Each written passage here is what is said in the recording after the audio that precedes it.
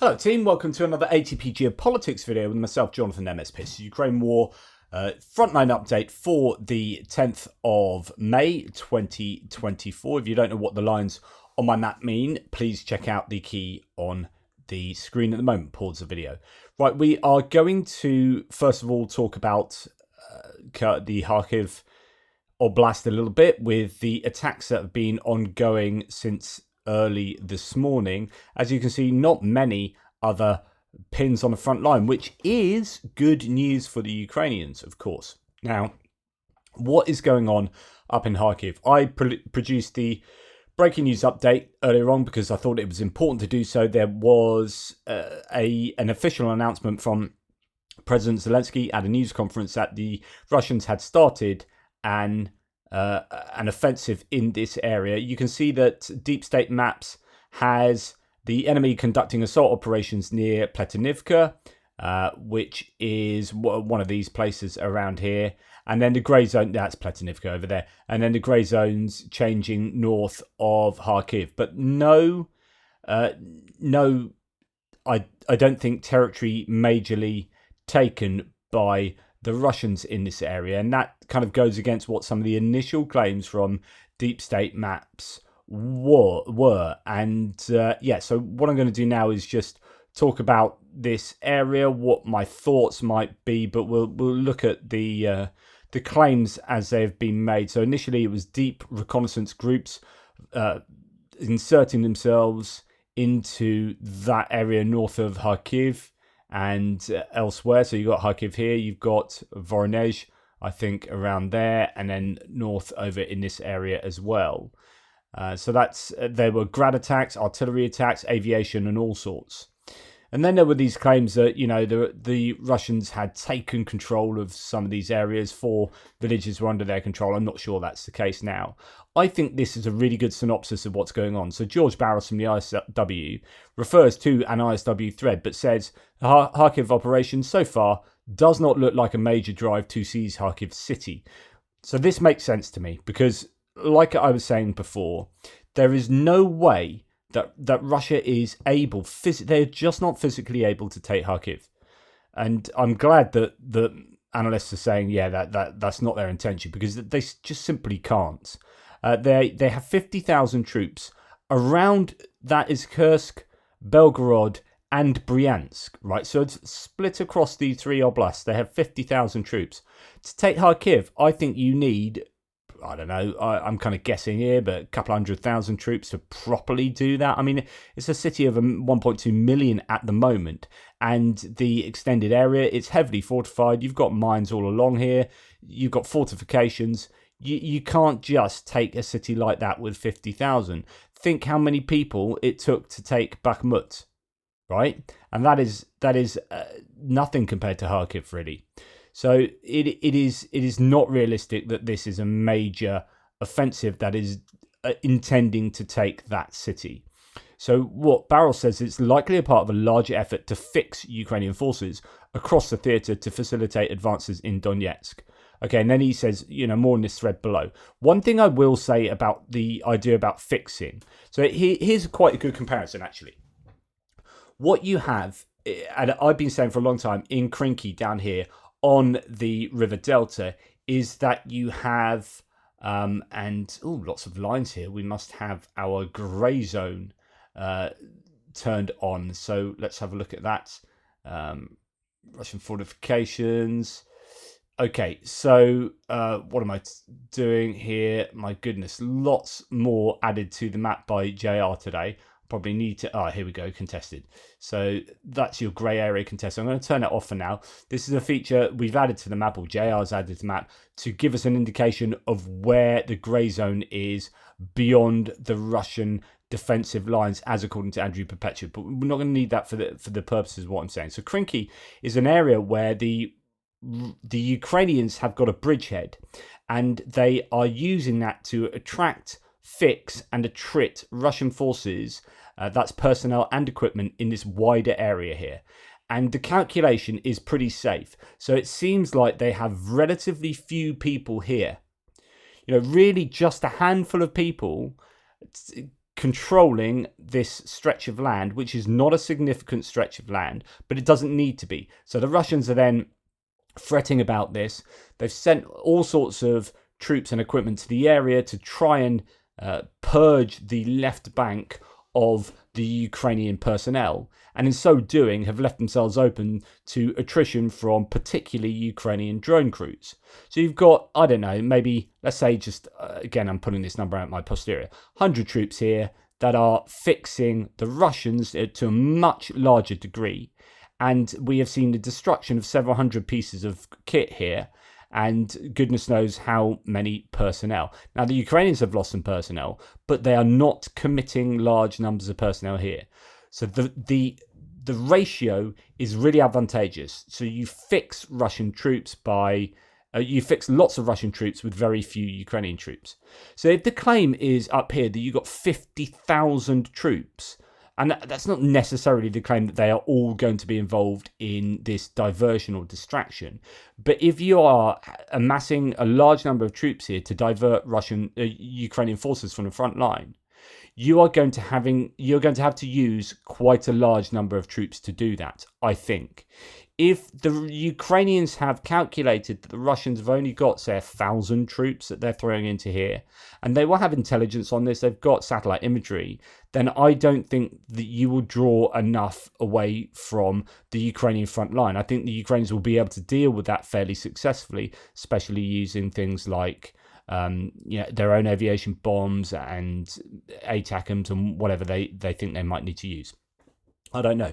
But the point is, you are not going to distract enough troops here unless you commit quite a lot of troops here. But then what's the point of committing all your troops here as a distraction when those troops could be committed fully down here and be used to overwhelm the Ukrainian troops? So it only works when you can have a real asymmetrical scenario where you are committing very few troops and causing the opposition to commit huge numbers of troops, if you get my meaning. The ISW says Russian forces have begun the first stage of an operation in Kharkiv Oblast that advances multiple Russian objectives. Russian forces likely will not seize Kharkiv city. Available evidence indicates that the initial Russian attacks are reconnaissance in force and not yet a major drive to seize Kharkiv city. This operation seeks to advance the following Russian objectives. 1. Fix Ukrainian forces across the theatre to thin Ukrainian forces out along the 600-mile front line and create opportunities, specifically in Donetsk Oblast. 2. Draw Ukrainian forces towards Vovchansk to facilitate Russia's ongoing efforts to seize Kupiansk, which has stalled in the past 6 months. Which is to say that we have this area here by Kupiansk that has stalled, and it has. Sinkivka has held, as in the Ukrainians have stopped the Russians from advancing any further south from there through Sinkivka. And what the Russians might want is, because they want Kupiansk, you can see it's a major hub. It's useful for the Luhansk front line up here and in this northern Kharkiv front line. To take that, they need to draw troops away from there. So if they attack over here, then the Ukrainians support the Kharkiv effort with Kupiansk troops. But of course, two things. One, if you've got 50,000 troops, why not just put them in Sinkivka? And then if you really want Kupiansk, commit all the troops you're using to divert to Kupiansk. So that's your first thing. Because like the idea is you want this to be weak enough, but by weak we mean having a ratio advantage of whatever it is to 1 of Russian troops to Ukrainians. So you draw more Ukrainian troops away from there, so the ratio is advantageous for the Russians. Well, just put in all those troops from over here. You got 50,000 troops, or however many you're doing to divert over here. Whack them into Kupiansk. I just don't get it. Particular, it just doesn't make an awful lot of sense here in this case, especially when the Ukrainians can then work out what the the force concentration is around here, and they can probably get a bunch of troops from those brigades that are defending Kiev at the moment. So there are other troops. We know there are new brigades being put together. They don't have to come from Kupiansk, and I'm sure Ukraine will be will be aware of that. Anyway, The third point could be to create a demilitarized or sanitary buffer zone in Ukraine, as the Kremlin has explicitly sought since 2024. Instill panic in Ukraine, and the operation can also set conditions for a larger future offensive operation on Kharkiv. So it could be a shaping operation rather than the actual attack on Kharkiv, although that might come. So the ISW continues, Russian forces likely will not seize the city. Open source information indicates that Russian forces likely have roughly 50,000 troops across those three oblasts, so force insufficient to seize Kharkiv. The current geographic extent of the reported attacks on the morning of the 10th of May from Vovchansk to Hoptivka is notably narrow and centered on the northeast of Kharkiv.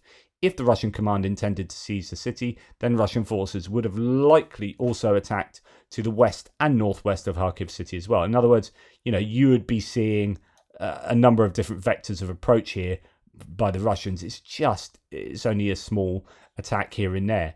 They've lost 5 vehicles at least. It's not like they're sending hundreds of vehicles in here. So this isn't what we might have thought it could have been at the beginning of the day, or the claims coming from Zelensky earlier. So Russia is leveraging Russian airspace as a sanctuary to strike Kharkiv Oblast.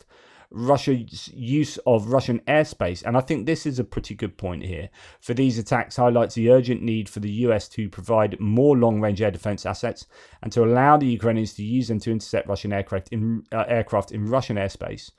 Ukraine would be better able to defend Kharkiv Oblast if Ukrainian air defenders could intercept Russian aircraft in Russian airspace before they drop their glide bombs. Well, I've been wondering about this because that's supposedly what happened in Bryansk when the Russians lost sort of 5 aircraft in the space of an hour back in, was it May last year? And it seemed that the Ukrainians had been using probably a Patriot system there to do that. So they've done it once. I don't know why they can't do it again. Anyway, ISW will provide additional updates, so we'll keep an eye on that. Tendar says, because I reported at the beginning of my geopolitics video that those vehicles that have been geolocated as lost, 5 vehicles there in this attack by the Russians, were geolocated to right into Kharkiv. But actually, Tendar says we now got better geolocation of the attempted Russian incursion, and it appears that Deep State got it wrong. The Russian armor was destroyed even before it crossed the border to Ukraine. The exact coordinates are here. So these were actually found in this position, which is just over the border north of, where are we? Yeah, Pilna there. So, yeah, as you'd expect if the Ukrainians were on it and had their intelligence working sufficiently, which is, you see the amassing of some vehicles, and again, not that many vehicles, so deep reconnaissance group at most, really. If your intelligence is working soundly, then you are going to blow them up inside Russia. That's just outside Ukraine, inside the Belgorod region. Tendar says, based on the information I'm correcting the map, Russia has not penetrated the perimeter of Ukraine at Pilna and has lost 5 vehicles. So there you go. And then we have a few other things to mention. More successful strikes against Russian troops along the Ukrainian border in Kharkiv region. Now here we have already, it appears, the video footage of the Ukrainian drones doing that destruction near Pilna. So 4 Russian BMPs, partially with mounted infantry, were targeted by FPV drones and destroyed. There are 5 vehicles, so I don't know what the other one was, or it might have happened later. But yeah, already that video's out, so that's pretty quick. Now, Rob Lee here says, in agreement with Tatargami, we go through Tatargami's assessment. The scope of this operation isn't fully clear yet. We may see advances or diversions near Sumy as well, but Russia likely seeks to draw Ukrainian reserves and units away from the Pokrovsk and Chasiv Yar fronts to set conditions for a deeper advance into Donetsk Oblast. The problem remains that Ukraine does not have enough manpower or forces available. I mean, that is a question, whether they do have any reserves that are elsewhere that can be brought to defend Kharkiv. The operation likely seeks to stretch Ukraine's forces further, but I don't know how many troops you are going to need to defend around here if, and that's a big if, there are decent fortifications and the minefields are well laid. this is what the Ukrainians had an issue with in their counteroffensive, is that they got slowed down there. And if the Ukrainians have got multiple launch rocket systems and artillery around here, then you don't necessarily need a whole bunch of troops. You can hit them with drones, artillery, missiles, and whatnot, as long as, of course, they have all that equipment, and that is obviously up for grabs.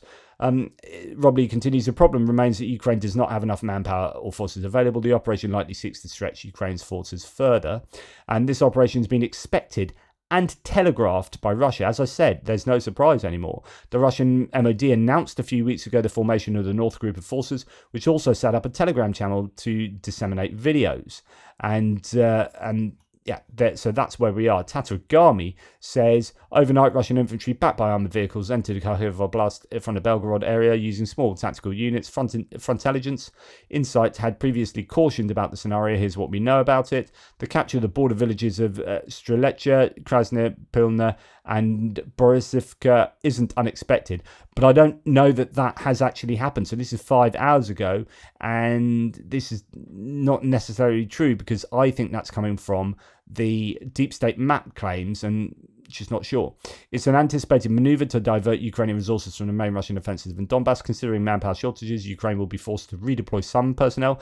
Many question how Russian forces cross the border so quickly. The answer is simple. The border is a grey zone, heavily surveyed.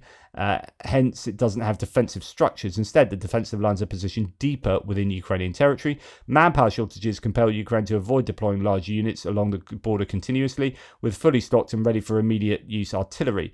Placing defences directly on the border would result in Russian forces occupying vacated or sparsely manned trenches. Yeah, the problem with putting Ukrainian trenches too close is that you then, if you're going to man those trenches, then they become really susceptible to artillery and drone attacks. So you place the trenches outside of drone range. I visited Sumy Oblast when I was out there, right? And I was on the border. Like, literally, I was staying, and I won't tell you exactly where, but let's pretend it was here, right? I was staying in a village that was within drone and mortar and artillery range of the Russians. In other words, it was dangerous. But you wouldn't build fortifications there for exactly that reason. Your fortifications were being built further back so that this is all effectively just grey zone.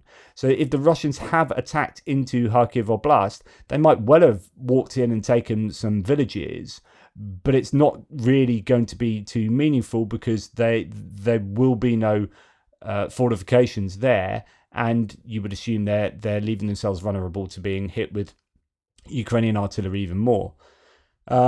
Manpower shortages compel Ukraine to avoid deploying large units along the border continuously, with fully stocked and ready for immediate use artillery, as mentioned. So placing those defences directly in the border would result in Russian forces occupying vacated or sparsely manned trenches. Sorry to repeat. Russians anticipate a significant social backlash, including inducing panic and demands for resolution. This pressure aims to compel the redeployment of units from critical areas of Russian advances in Donbass. Meanwhile, Russian forces deploy infantry units capable of deep strikes. Situation is expected to evolve, with Russian forces deploying more units to penetrate additional border areas or to reinforce initial successes. With our estimate of the force equivalent to 2 Russian corps, they can sustain this operation. Thus far, Russian forces have not breached the main Ukrainian defences. Given the time required for Ukrainian units to deploy to this area, it is premature to assess the overall success or failure of this incursion. Well, it's literally only just started, so yeah, we will continue to provide updates. It just depends how much they are going to commit, how many troops the Russians are willing to commit to this. Is it going to be a full 50,000? In which case, yeah, the Ukrainians do need to divert a lot of attention. But again, it's that same calculations I talked about earlier. Heavy fighting ongoing along the front line. More troops will be sent to Kharkiv sector, says Zelensky. So there is this reality of the Ukrainians committing more troops to Kharkiv. Heavy fighting with Russian troops is ongoing along the entire front line, President Zelensky said today. And he's, after listening to the Commander-in-Chief Syrsky's report, quote, "We are sending more troops to the Kharkiv sector, both along our state border and along the entire front line. We will invariably destroy Russian forces in such a way to disrupt any Russian offensive intentions," he said. And meanwhile, Ukrainian the deputy commander of the 3rd Special Brigade has said, quote, "The enemy has not yet deployed its main forces. So far, everything looks like they are testing our defences. events in the Kharkiv region are absolutely predicted for the Ukrainian army. They would have wargamed this. This is not, as mentioned, unexpected. Now, I spoke to Zhenya. He left a message today. So I went around the front lines with Greg Terry and Zhenya back in February. Zhenya is Ukrainian still out there. And he was saying, I'm not particularly worried about this. Spoken to some people. They said, look out for what's going to happen tonight. And he seemed like really chipper about the whole situation, as if to say, the Ukrainians are prepared for this. It's nothing, as mentioned, unexpected. Now, it will be interesting to see if the Ukrainians hit the Russians with anything tonight. We are already starting to see activity in Belgorod, which could well be connected to this. So there is, I don't know whether that's an air defense missile coming down, or a drone coming down. It looks like something that is kind of lit and on fire. So it could be air defense active. But anyway, conflicting reports about this video: arrival of a jet drone in an industrial area in the city of Belgorod, or Belgorod air defense is self-defeating. Who knows? But anyway, point being is that Belgorod is at the moment experiencing explosions variously, and so the Ukrainians could be gearing up. It could be a tasty night in this whole area. Both sides might be very active. Meanwhile, the Ukrainians are continuing with their normal state of affairs, and we have seen tonight a massive explosion. This is cluster munitions doing this from an ATACMS cluster, taking out an oil depot in Ravenki, right, which is in the Luhansk district. As you can see, huge fires going on there.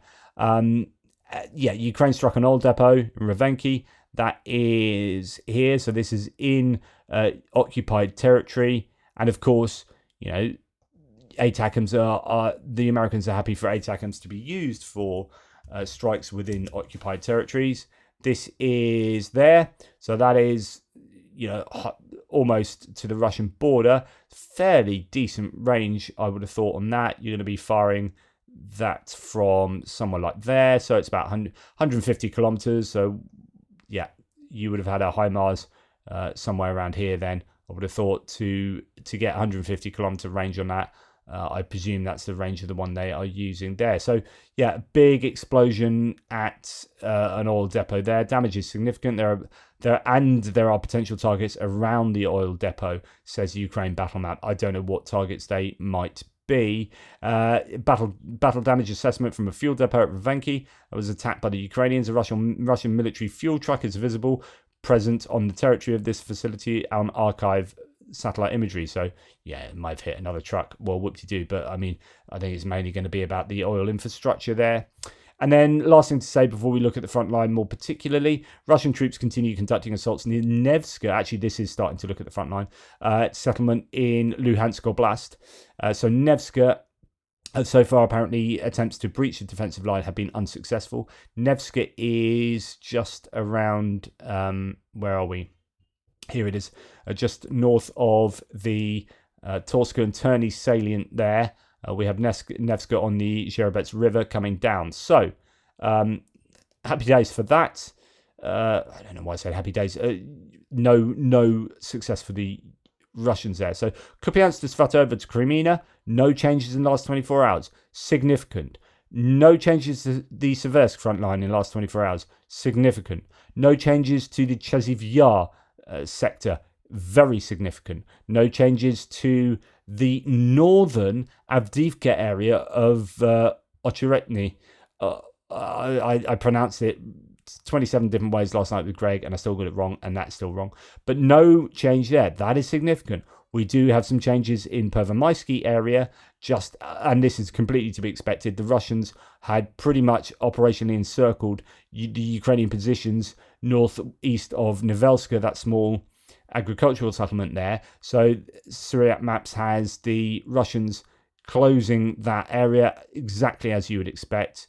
Significant advances in that salient, says Syriac Maps. And that is the only tweet from Syriac Maps for today. There are some changes down here, but that was from the the tweet that I shared with you last night, but that had come out after JR had done the mapping update. So thanks JR again today.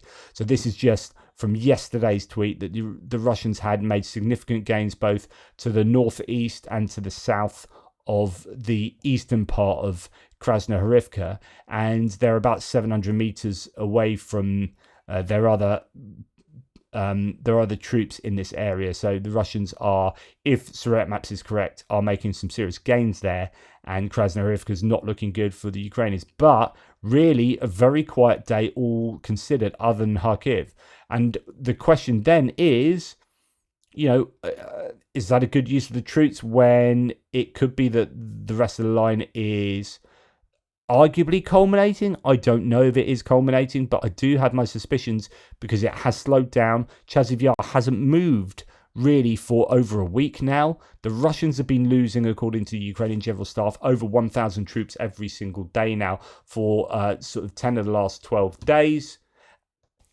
And I don't want to be overly optimistic. I just get a different sense that now that we're seeing HIMARS being used, more ATACMS being used, we're starting to see artillery, Ukrainian artillery ammunition get to the front line. That includes a wider use of cluster shells as well as regular artillery shells. I just think that the Russians are in an interesting position, and this is why this whole Kharkiv offensive, I'm just trying to work out whether it is wise strategizing from the Russians or a bad use of those troops, because there's going to be an awful lot of minefields around here and a lot of unknowns for them to attack here. Like, they won't have cleared any minefields. They won't have done what they've done in places like, for example, Krasnohorivka, where if you put 50,000 troops around here, then do you know what? You are going to take Karakova there. If you put 50,000 troops in, I don't know, Ochrotina, then you're gonna interdict that road, and you're gonna take Pokrovsk with all probability. Well, have a good go at it. You're gonna really have a go at Kupiansk if you put 50,000 troops in Sinkivka. Put 50,000 troops up here, and I think you're going to lose an awful lot of troops. I don't know. I don't want to stop the Russians from making bad decisions. I could just be being overly optimistic here, and in fact, what we'll see is the Ukrainians panic and then move troops to there, and that will create weaknesses here. But as I said earlier, those weaknesses will be created if you got those same troops and putting them in that same position. So I don't know. Maybe it's two sides of a square. They are making the front lines longer, but in the long run, that makes it longer for themselves as well. And yeah, let me know what you think. As you can see, I'm just a little bit nonplussed, but it could be a good idea. It could have some success I'm not predicting. Something could happen. There may be some variables I'm not aware of. It's going to depend, I think, a lot on aviation. It's obviously going to depend what their objectives are, right? And if it is just about panic and fixing troops, it may succeed. But one of the objectives I would have for the Ukrainians, one of the key priorities, would be getting air defences sorted out up there, which was, to be honest, that's been an objective there really for a long time. The Russian aviation has been hitting Kharkiv itself with carb bombs, and it's been pretty horrific in Kharkiv for a couple of months, for a long time really. And the quicker the Ukrainians can wrestle back some of this air space here, the better. Anyway, that's my tuppence. Let me know what you think. Take care, guys, and speak to you soon.